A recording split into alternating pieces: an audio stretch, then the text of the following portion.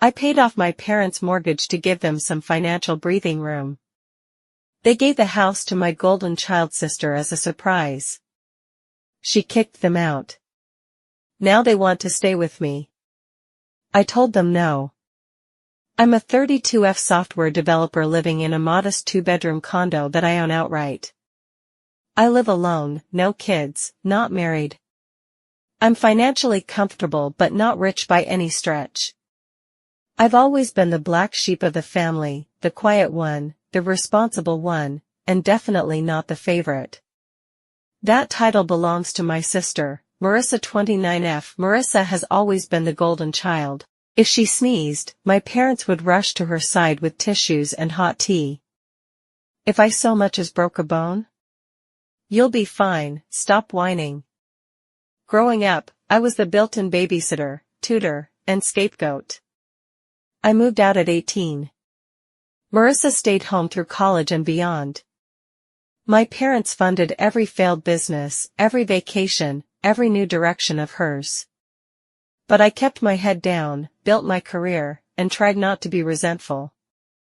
I even tried to be generous. Big mistake. About a year and a half ago, my parents were drowning in mortgage payments. My dad had lost his job, and my mom's hours had been cut. They were months behind and about to lose the house. So I did something huge. I offered to pay off the remaining balance of their mortgage, about $86,000, to give them some breathing room. It was a lump sum I had saved as part of a buy-rental property dream, but I figured, they're family and they could really use the help. I made them promise they wouldn't touch the title or use the house as collateral for anything dumb. The only condition I had was that it remained theirs, a safe space for them to age in. They cried. Hugged me. My dad said, "You've saved our lives." My mom said, "You're such a good daughter." Not like the ones on TV who dump their parents in nursing homes. I should have listened to the sinking feeling in my gut. Fast forward about 9 months. I stopped by their place to drop off some groceries. My dad had knee surgery and was recovering, and Mom was now his full-time caregiver in the meantime, so she was falling behind on basic errands. I walked into the foyer, and I noticed a lot of Marissa-themed decorations. I walked further into the house. There was her artwork. Her furniture. Her mean cat. I asked what was going on. My mom looked weirdly guilty and chirped, "Oh. We have big news." Turns out, they transferred the deed of the house to Marissa. I blinked. Wait, what? She's going to take care of it now, my dad added proudly. It's our way of giving back after all she's done for us. What has Marissa ever done for you? I'm the one who paid off the house. I asked incredulously. A tense silence filled the air. I waited for an answer but knew one wouldn't come. My mother's face grew red until she finally exploded. She's family, my mom snapped. Why are you being so selfish? I was shaking. My stomach dropped like a stone. I said, "You promised me you'd keep the house." My mom scoffed. What is this really about? Are you just jealous or something? We're not dead yet, you know. You'll get something eventually. Your sister needed stability right now, and this house will motivate her to succeed. I knew this conversation would go nowhere and I didn't want to argue. I left the house close to tears. I couldn't believe I'd been duped by my own parents and sister. I should have seen this coming. I went home and cried for 2 days. Eventually, I told myself enough was enough. This was a learning experience. This was the last time I would them help out. The last time my efforts would be downplayed and discarded so easily. After that, I stopped answering their calls for a while. Time for them to help themselves. No more enabling. It's sink or swim time, and if they sink, that's all on them because I tried. 3 months ago, Marissa got a new boyfriend, Zach. A 6-foot slab of protein powder in a man bun. Former crypto entrepreneur, current mindset coach. Within 2 weeks, he moved in. Then, the text started. Mom, Marissa's boyfriend isn't comfortable having us here. Me, it's her house now, right? What do you want me to do? About 30 minutes later my dad texted me. Dad, we thought maybe we could stay with you for a few months while we look for a place. Without hesitation I said no. I wasn't rude. I just told them I didn't have the space or energy to take on roommates, even family. They begged. Cried. Tried guilt-tripping me. You're really going to leave your elderly parents on the street? You said you wanted us safe. You're just punishing us for something that made your sister happy. Then Marissa herself texted me. Marissa, you seriously can't just let them crash on your couch? They're old and tired and I'm trying to build a new life. They're killing the vibe. I didn't answer. A week later, I came home from work and found my parents sitting on my porch with 2 garbage bags and a suitcase. My mom stood up when I pulled in. We had nowhere to go. I told you not to come here. We thought if you just saw us, you'd remember you have a heart. I was trembling with rage and hurt. You gave away your house. The house I paid off. You don't get to act like I'm cruel for having boundaries. My dad tried to guilt me. You're our daughter. We need you. No, I said quietly. You needed me when you were drowning in debt and I was there. You needed me when your health was failing and I was there. And then you turned around and threw that help in the trash for Marissa. Now you can go to her with your problems. I don't have the want or energy to entertain your problems as well as mine. My mom sobbed. My dad swore at me under his breath.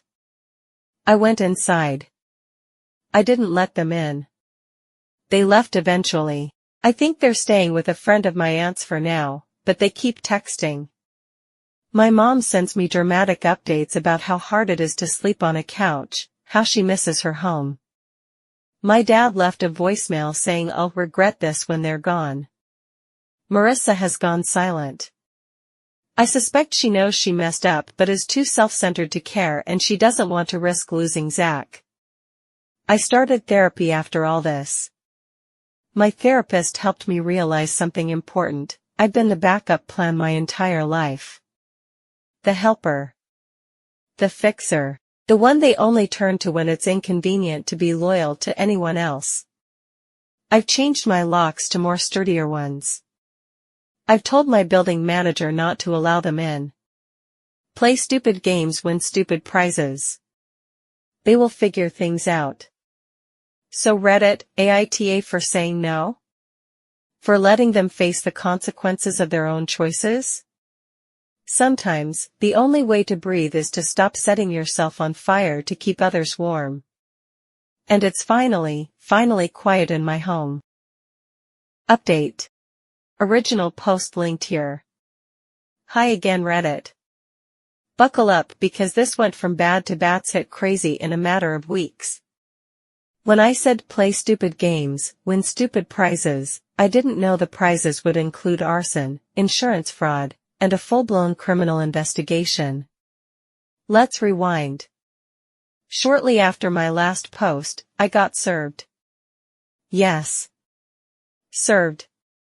My parents tried to sue me for elder neglect and emotional distress, claiming I abandoned them after promising lifelong support when I paid off the house. Their lawyer was a greasy Craigslist type who spelled my name wrong on the documents and attached screenshots of our family group chat as evidence. I showed up to mediation with a real lawyer and a folder of receipts, including the transfer of funds to pay off their mortgage and screenshots of them voluntarily transferring the deed to Marissa. Their case fell apart in 10 minutes. The mediator actually said, "This seems like a family dispute, not a legal one. And frankly, it looks like she helped you and you burned the bridge." They dropped the case before it went to court. My dad muttered something about lawyers being all in it together, and my mom cried the whole ride home apparently. I thought that was the end of it. Nope. 2 months ago, I get a text from a former neighbor of my parents. Hey, did you hear about the fire? Marissa's house, the one I paid off, the one she kicked my parents out of, burned to the ground. Gone. Everything. She told neighbors it was the dryer. But something felt off. The fire marshal was called.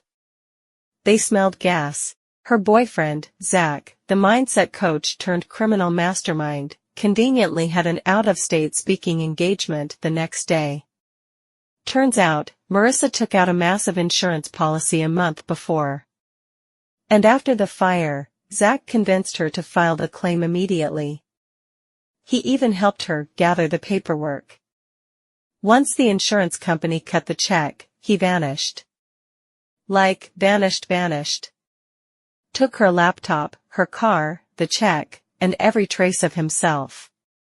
Even the cat is gone. Now she's under active investigation for arson and insurance fraud. The fire report lists accelerants used in the laundry room.